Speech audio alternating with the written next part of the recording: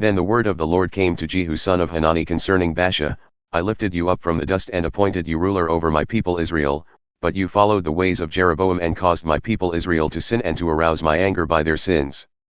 So I am about to wipe out Baasha and his house, and I will make your house like that of Jeroboam son of Nebat. Dogs will eat those belonging to Baasha who die in the city, and birds will feed on those who die in the country. As for the other events of Baasha's reign, what he did and his achievements, are they not written in the book of the annals of the kings of Israel? Baasha rested with his ancestors and was buried in Tirzah. And Elah his son succeeded him as king. Moreover, the word of the Lord came through the prophet Jehu son of Hanani to Baasha and his house, because of all the evil he had done in the eyes of the Lord, arousing his anger by the things he did, becoming like the house of Jeroboam, and also because he destroyed it. In the 26th year of Asa king of Judah, Elah son of Baasha became king of Israel, and he reigned in Tirzah 2 years. Zimri, one of his officials, who had command of half his chariots, plotted against him. Elah was in Tirzah at the time, getting drunk in the home of Arza, the palace administrator at Tirzah. Zimri came in, struck him down and killed him in the 27th year of Asa king of Judah.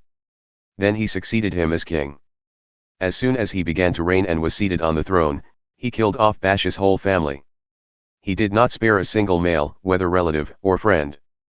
So Zimri destroyed the whole family of Baasha, in accordance with the word of the Lord spoken against Baasha through the prophet Jehu, because of all the sins Baasha and his son Elah had committed and had caused Israel to commit, so that they aroused the anger of the Lord, the God of Israel, by their worthless idols.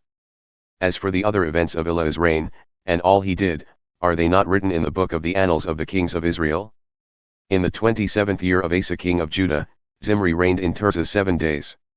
The army was encamped near Gibbethon, a Philistine town.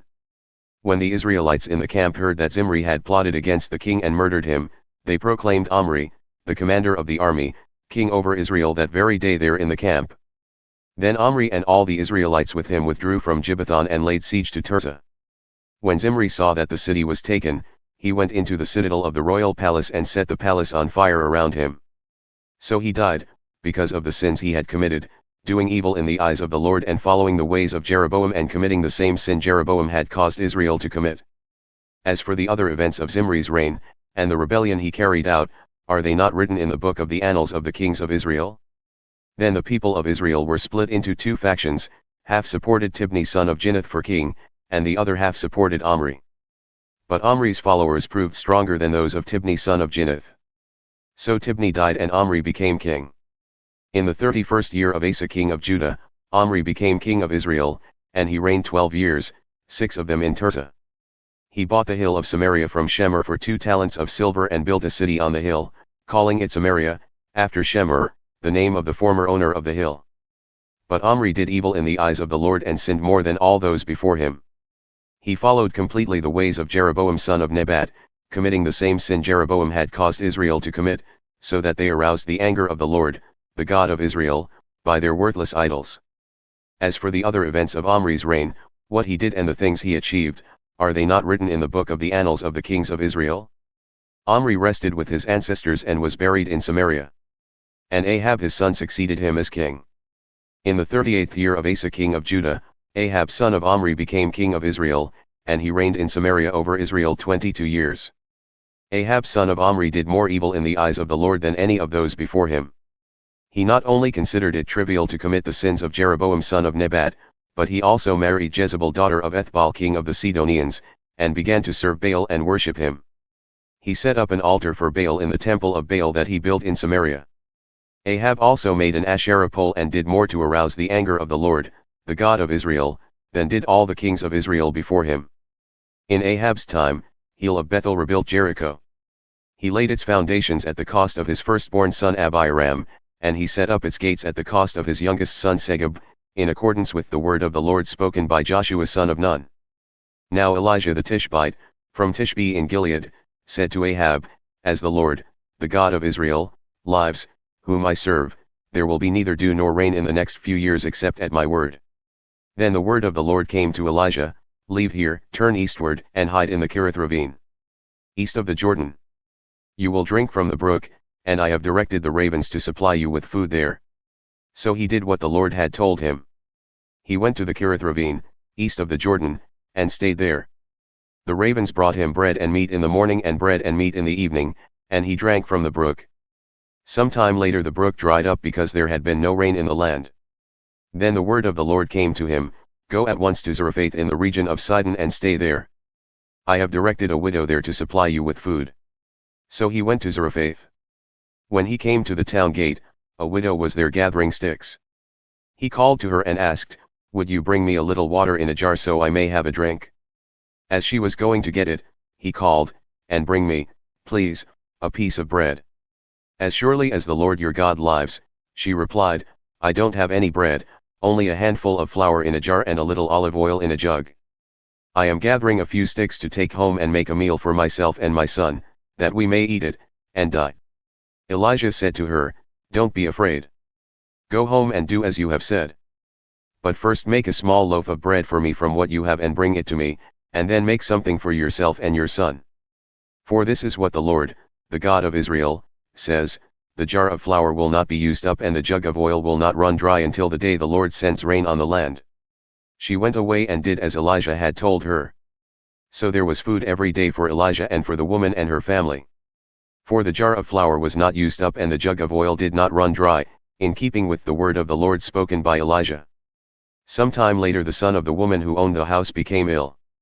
He grew worse and worse, and finally stopped breathing. She said to Elijah, "What do you have against me, man of God? Did you come to remind me of my sin and kill my son?" "Give me your son," Elijah replied. He took him from her arms, carried him to the upper room where he was staying, and laid him on his bed. Then he cried out to the Lord, "Lord my God, have you brought tragedy even on this widow I am staying with, by causing her son to die?" Then he stretched himself out on the boy 3 times and cried out to the Lord, "Lord my God, let this boy's life return to him." The Lord heard Elijah's cry, and the boy's life returned to him, and he lived. Elijah picked up the child and carried him down from the room into the house. He gave him to his mother and said, "Look, your son is alive." Then the woman said to Elijah, "Now I know that you are a man of God and that the word of the Lord from your mouth is the truth." After a long time, in the 3rd year, the word of the Lord came to Elijah, "Go and present yourself to Ahab. And I will send rain on the land." So Elijah went to present himself to Ahab. Now the famine was severe in Samaria, and Ahab had summoned Obadiah, his palace administrator. Obadiah was a devout believer in the Lord. While Jezebel was killing off the Lord's prophets, Obadiah had taken 100 prophets and hidden them in 2 caves, 50 in each, and had supplied them with food and water. Ahab had said to Obadiah, "Go through the land to all the springs and valleys.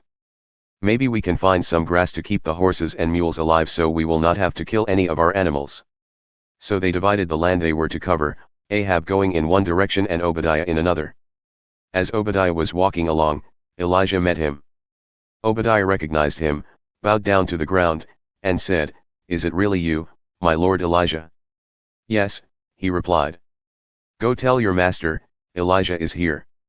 "What have I done wrong," asked Obadiah, "that you are handing your servant over to Ahab to be put to death? As surely as the Lord your God lives, there is not a nation or kingdom where my master has not sent someone to look for you. And whenever a nation or kingdom claimed you were not there, he made them swear they could not find you. But now you tell me to go to my master and say, Elijah is here. I don't know where the Spirit of the Lord may carry you when I leave you. If I go and tell Ahab and he doesn't find you, he will kill me. Yet I your servant have worshipped the Lord since my youth. Haven't you heard, my lord, what I did while Jezebel was killing the prophets of the Lord? I hid 100 of the Lord's prophets in 2 caves, 50 in each, and supplied them with food and water. And now you tell me to go to my master and say, Elijah is here. He will kill me." Elijah said, "As the Lord Almighty lives, whom I serve, I will surely present myself to Ahab today." So Obadiah went to meet Ahab and told him, and Ahab went to meet Elijah. When he saw Elijah, he said to him, "Is that you, you troubler of Israel?" "I have not made trouble for Israel," Elijah replied. "But you and your father's family have. You have abandoned the Lord's commands and have followed the Baals. Now summon the people from all over Israel to meet me on Mount Carmel. And bring the 450 prophets of Baal and the 400 prophets of Asherah, who eat at Jezebel's table." So Ahab sent word throughout all Israel and assembled the prophets on Mount Carmel. Elijah went before the people and said, "How long will you waver between two opinions? If the Lord is God, follow him, but if Baal is God, follow him." But the people said nothing. Then Elijah said to them, "I am the only one of the Lord's prophets left, but Baal has 450 prophets. Get 2 bulls for us. Let Baal's prophets choose one for themselves, and let them cut it into pieces and put it on the wood but not set fire to it.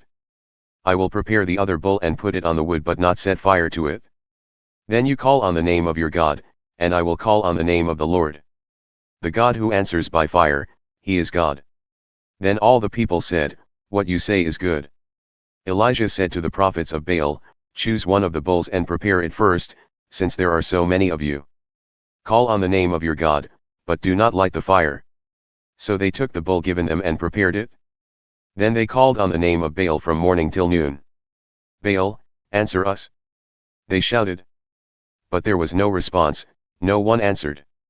And they danced around the altar they had made. At noon Elijah began to taunt them. "Shout louder," he said. "Surely he is a god. Perhaps he is deep in thought, or busy, or traveling. Maybe he is sleeping and must be awakened."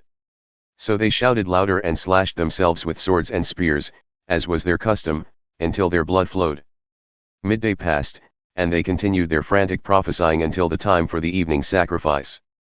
But there was no response, no one answered, no one paid attention. Then Elijah said to all the people, "Come here to me." They came to him, and he repaired the altar of the Lord, which had been torn down. Elijah took 12 stones, one for each of the tribes descended from Jacob, to whom the word of the Lord had come, saying, "Your name shall be Israel." With the stones he built an altar in the name of the Lord, and he dug a trench around it large enough to hold 2 seahs of seed. He arranged the wood, cut the bull into pieces and laid it on the wood.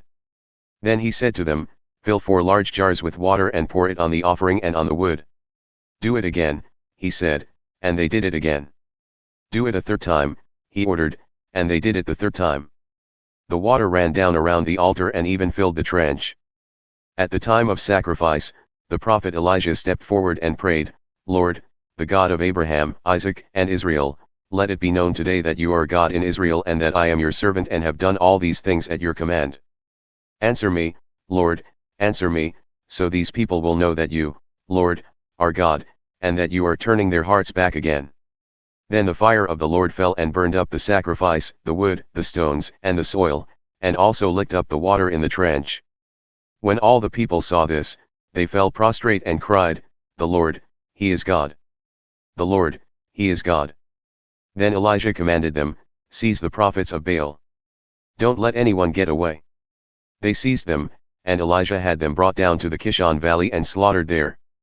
And Elijah said to Ahab, "Go, eat and drink, for there is the sound of a heavy rain." So Ahab went off to eat and drink, but Elijah climbed to the top of Carmel, bent down to the ground and put his face between his knees. "Go and look toward the sea," he told his servant. And he went up and looked. "There is nothing there," he said. 7 times Elijah said, "Go back." The 7th time the servant reported, "A cloud as small as a man's hand is rising from the sea." So Elijah said, "Go and tell Ahab, hitch up your chariot and go down before the rain stops you." Meanwhile, the sky grew black with clouds, the wind rose. A heavy rain started falling and Ahab rode off to Jezreel. The power of the Lord came on Elijah and, tucking his cloak into his belt, he ran ahead of Ahab all the way to Jezreel.